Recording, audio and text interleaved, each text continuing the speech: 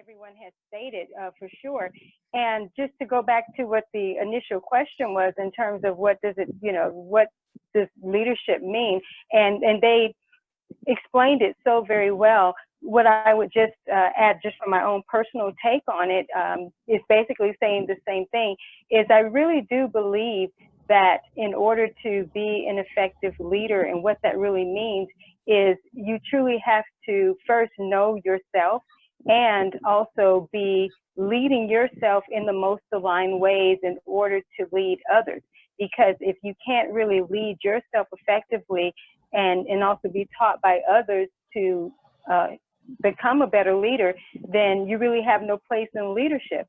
Leadership will always start with the foundation of who you are, and it's always going to be the continuation of you evolving at every single phase of the journey, and also allowing life to teach you how to be the best leader in your life, and then also to serve the people who you're here to serve. You can only advance your mission if you are continuously advancing yourself and working on yourself, and also keeping that as the forefront, is that what you're here for is so much bigger than who you are, and even bigger than our trials or anything that we have faced.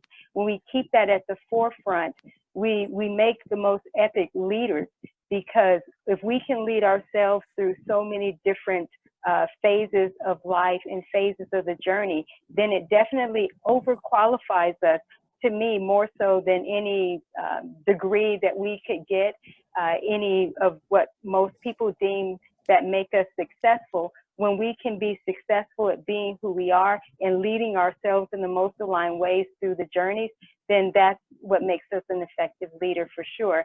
And with women coming more together and rising in the power that we have, and coming out of the shadows. I've been talking over the last year about queens coming out of the shadows, more like the Queen Esthers of this era, coming out of the shadows and no longer allowing their gifts or their voices to be hidden or diminished. And also, too, developing the new voice that's coming through, because a lot of times, we have our journeys and we have our stories, but we have to remember that we're more than just one story. We really need to allow the evolution of who we are to unfold, because our emerging tribes that we are here to lead are ones that are going to be more connected to the greater parts of our journeys that have been unfolding.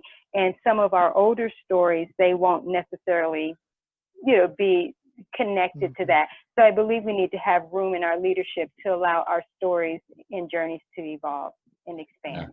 Yeah, beautifully said, Elifah. Beautifully said.